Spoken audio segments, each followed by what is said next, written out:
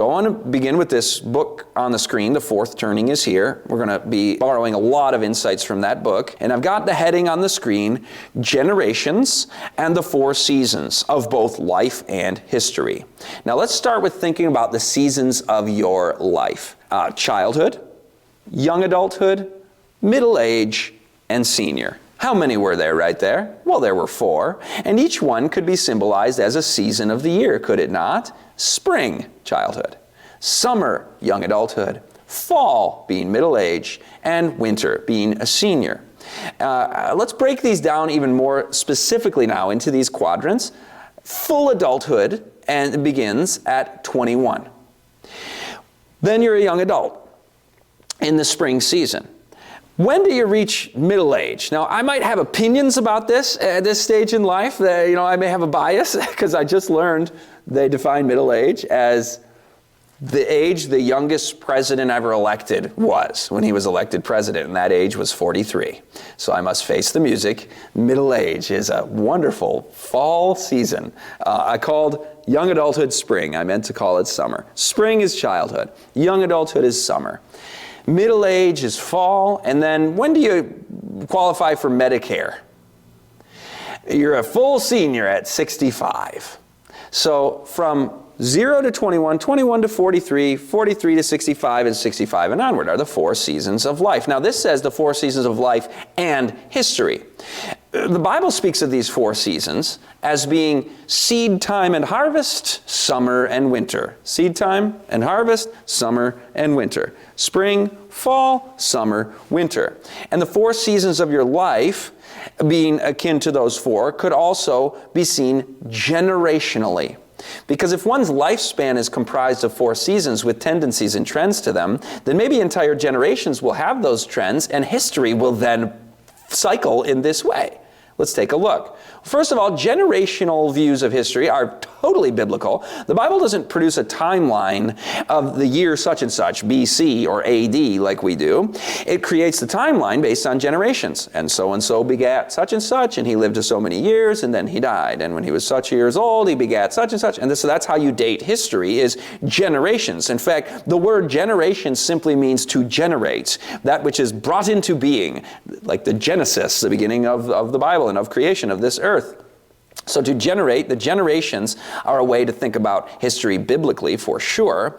And again, if we have 4 seasons, maybe society has 4 seasons because we have it individually, and society is made up of individuals. Generations have their own unique character and their unique trends. And here I bring in demographer and historian Neil Howe, his colleague, the late Strauss. Neil Strauss and Howe theory of the cyclical history has taken the history profession by storm. And what they found is 80 to 105 year periods of time that tend to cycle and tend to be broken down into 20-odd year periods, just like the length of a human lifespan. And history tends to cycle with spring, like a rebirth, summer, an awakening, fall, an unraveling, and winter, for our purposes here, we're going to focus a lot on winter, a crisis season. Rebirth, an awakening, an unraveling, and a crisis. Spring, summer, fall, and winter. And then after the winter, a new order is established with a new awakening, and things tend to cycle. Now, is this some, kind of sideshow type of scholarship here? Well, no. Strauss and Howe previously took the history profession by storm when they theorized these things, and now they're transpiring before us. And it was none other than the Vice President of the United States back in the 90s, Al Gore, who said this was the best history book that he had ever read. It's laying out the cyclical view of history, and so the elite see predictive power in this analysis that we are doing, is what I'm getting at there with citing Al Gore. Not as an authority, but as somebody who appreciates the value of it within the power elite. The 80 to 105 year period of time is referred to by these scholars as a seculum, and as I heard that word, that reminded me of Novus Ordo Seclorum on the U.S. seal, a new order of the seculum that was on the very founding of this country, a rebirth for sure. Crises and rebirths you'll probably notice most in American history. So we're going to focus on these two for just a second. You tell me if you think that there's a pattern here, and we're going to see the timeline of the pattern as well. The first crisis, the American Revolution. The very name of Thomas Paine's famous publication, The American Crisis, That pretty much typifies that season, that winter season, which was then followed by a rebirth, the founding of this country. 1781 was the British surrender to the United States. Fast forward 80 years from 1781, and what do you get? Another crisis, the Civil War. And that was a house divided against itself cannot stand. That's crisis language, right? Which was then followed by a new order that was established, a nation. We went from the United States are going to war with Britain in 1812 to the United States is going to war with Spain in 1898. We went from a them to an it. We went from an us to an it. The United States are going to such and such is what used to be said before the Civil War. But the Civil War happens during a period of nationalism and the consolidation also in Europe of the German states and the Italian cities and provinces. So you start to get a nation with a stronger national government, a new order, a new form of government really at that point after the Civil War. So a rebirth. So crisis followed by rebirth. American Revolution was followed by the founding of this country. Civil War was followed by a new nation in a way. Then, fast forward 80 years from 1861. And what year do you get to? 1941. So we went forward 80 years from the Revolutionary War conclusion to the beginning of the Civil War. Now 80 years from the beginning of the Civil War to the beginning of World War II. A day that will live in infamy. Is that not crisis language? Definitely World War II was a crisis season. Followed by a rebirth. The national security state, the bipolar world, America having this post-war new governmental structure. Fast forward 80 years from Pearl Harbor. And you get 2021, you get mandates, you get a situation where we were all going, this is not normal. This is certainly a crisis, and we're still in the crisis season. I'll give you that hint. We're going to set dates for when this crisis season was scheduled to begin. That was already. And when our present crisis season is scheduled to intensify and to wrap up. But it's interesting to me, just as a history guy, that the three presidents that were the president during our three crisis seasons were all are still to this day known as the greatest presidents. So they had positive leadership that brought us somewhere and a rebirth, but you have to wonder, is this always good, and is the same going to apply today? Do we have that same level of optimism and leadership in Washington? Most Americans do not. But fast facts about the winter season. The crisis season is very historic, as we note. Everybody knows about the Revolutionary War and the Civil War and in World War II, our first three crisis seasons, but they actually are triggered by an economic crisis, a debt deleveraging, which pushes us into a crisis era.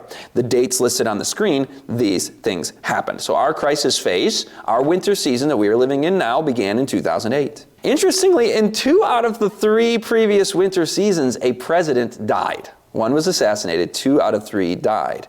That might not mean anything, but there's always, this is where we're going to go with this. This is the most important part of this historical cycle of the crisis season. There's always a giant war. Now, this harkens back to our 1990s Project 2025. They were the ones saying World War III is going to come. You had the Deagle report saying massive population reduction. You have all these indicators pointing that direction. This is where we're going with this also. So if you zoom out, though, not just to 3, you might be like, well, cycle of 3 isn't as solid to go on. What if you zoom out to Anglo-American history and look at 7 cycles? 7 cycles of Anglo-American history and for the totality of the modern age, okay? There were 6 giant wars in Anglo-American history during winter seasons of these cycles. The first one was victory in the War of Roses, achieved in 1487. 1588, the British defeated the Spanish Armada. In 1688, it was the Glorious Revolution. In 1781, the Americans defeated the British. In 1865, it was the end of the Civil War. 1945, the end of World War II. And so if every single time you're in a winter season of this 80 to 105-year cycle, there's a giant war in that winter season, then we should not be surprised to see war intensifying already. And we could say, now, 2025 and following, or has it already begun? We'll come back to that. But I put on the screen, expect giant wars, simply because of the cycles of history.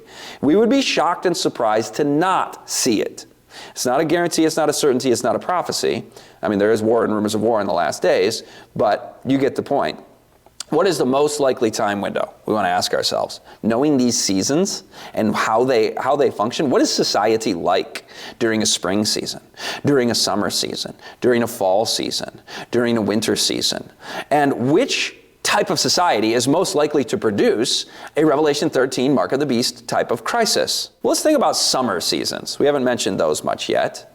A summer season is known as an awakening. And again, I'm looking to Howe and Strauss in their scholarship on history. These are some summer awakenings that have happened in the last 500 years. Martin Luther, 1530s and 40s. Of course, he began it in 1517, but the Protestant Reformation really got moving quickly in the 1530s and 40s with a Europe-wide awakening. The Puritan awakenings of the 1630s and 40s in England. The Great Awakening in the colonies of the United States in the 1740s and 50s. Then you get in the 1800s, in the 1830s and 40s, and I'm citing secular research right now, I happen to know and believe in this strongly, but the Millerite awakenings and the Second Advent awakening, the Great Second Advent awakening of the early to mid 19th century. Is that not fascinating that this plays into secular history?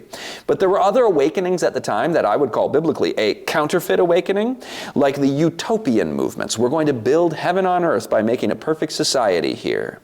Then you fast forward to the next awakening. That was the 60s and 70s. Those maybe who are listening to this who lived through that, you remember it was the age of Aquarius and the awakening and the hippies and the Jesus movement, and there was all this sort of religious philosophical awakening happening. Passionate and moralizing attacks or critiques of the previous reigning orthodoxy. We're in a season of change and develop an awakening out of the spring sort of straitjacket is what that's viewed as being conformity. Well, they asked college students in the 60s and 70s, what's more important to you in surveys? What's more important to you?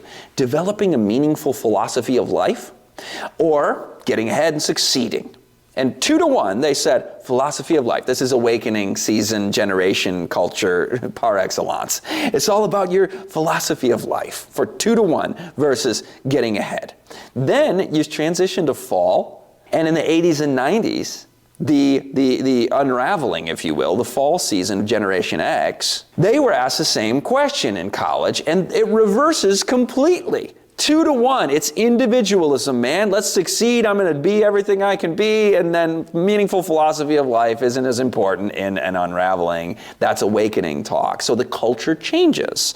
We've lived this lifetime, so we can see these tendencies. We can see and note that the 60s and 70s were a thing culturally, and the 80s and 90s were a thing culturally. They're the package deal. And you can see that changing over time to the 80s and 90s being, as I mentioned a second ago, individualism. Not a conformist generation like the spring, not a just, kind of conforming to an awakening of sorts in the summer season, but it's all about individualism in the fall season. So if we're asking this question, what is the most likely time window for a fulfillment of Revelation 13? If you're going to try to place the whole world wonders after the beast somewhere in history, do you think the 90s would be a likely candidate where it's all about individualism? Unlikely. And we should always be ready. If some fall season transpires in the future, I don't want us to be like, oh no, there's no way it's going to happen. No, we have a sovereign God. We're looking at likelihoods here. We're looking at what happened in the past. It didn't transpire into the final events in the 90s. It was a time of cultural individualism, and there's not a whole lot of war, famine, plague during the prosperity of a summer or fall season. They tend to be more economically prosperous. So cultural individualism, peace, and prosperity, summer and fall, are usually not going to be your best likely candidate. This is where it brings it home to our day. What season of history are we in right now? We are in the winter season. We are in the crisis season. And that moves society throughout history. It always does. And you'll notice this is happening now. It moves us from individualism, individual liberty, individual conscience, over to conquest of opposing ideologies. What we call cancel culture. We call this a tribal group collective identity that is polarized in 2 different groups that we'll talk about again in a moment when we talk Civil War again.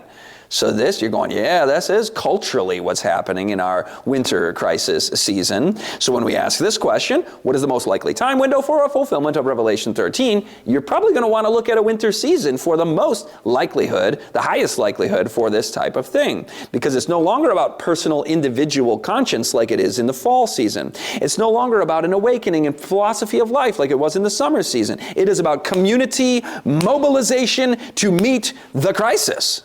And we're going to analyze that more in a moment, but it's going to have a religious zeal to it many times, even if it's not a religious movement. But the bottom line is divisions increase, and it's holy war time in a time of crisis, because we've got to meet the crisis. We've got to mobilize everything together. You could postulate the spring or rebirth season being a candidate as well. Because we had a new republic formed, and we had the slaves freed and kind of a second republic, and then you had the post-World War II and kind of a third republic.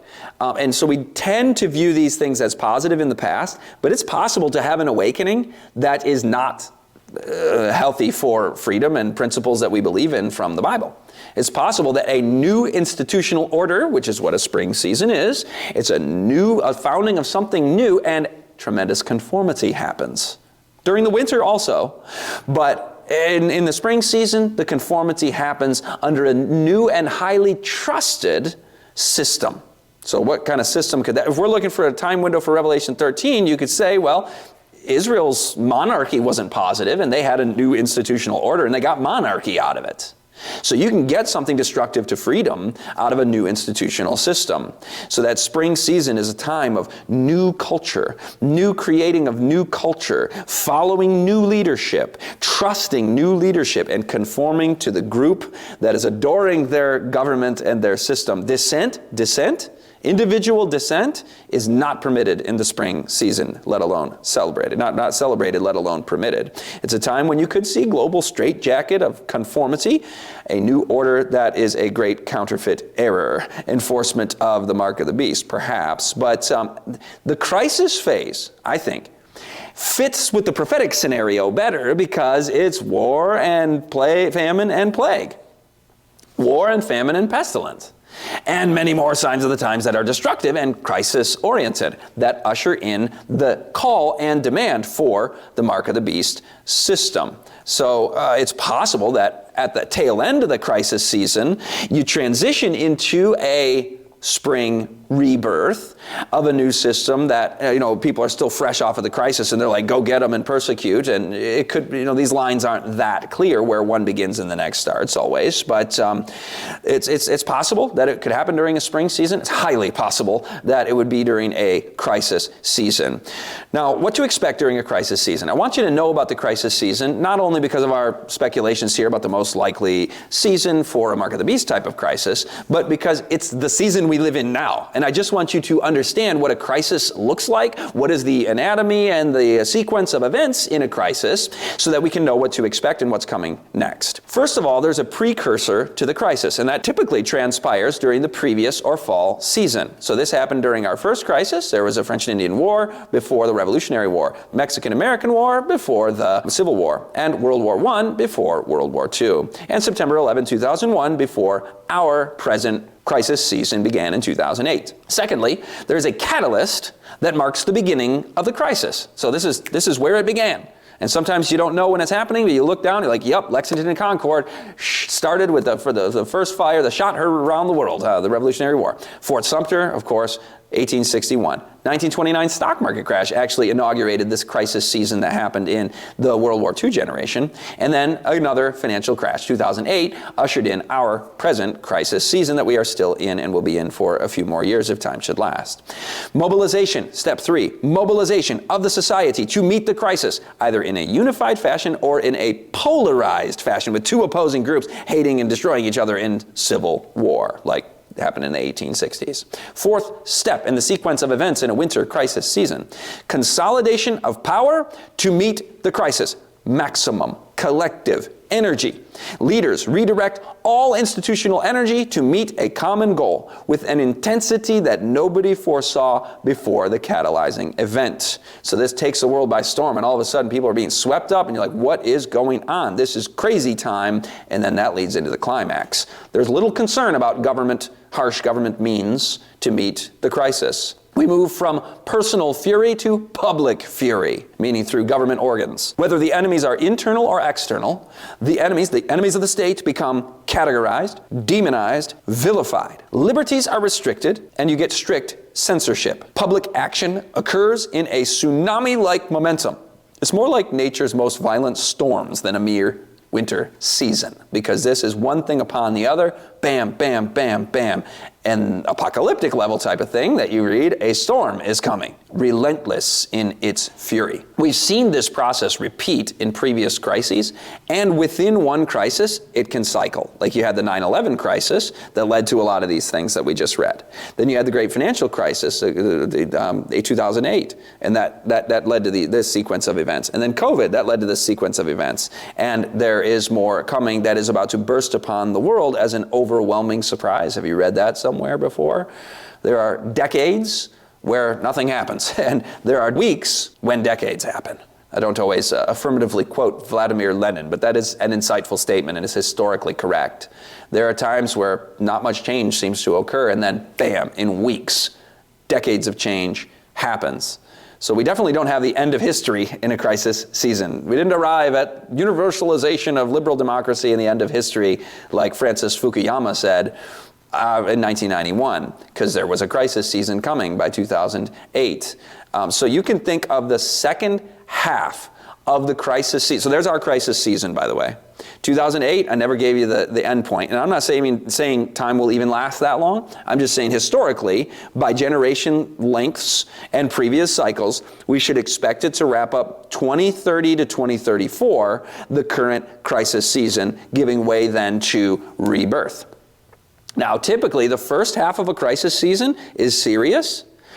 9/11, great financial crash, great financial crisis, and COVID. Very serious. The second half, COVID was kind of into the second half actually, gets extremely serious and crescendos.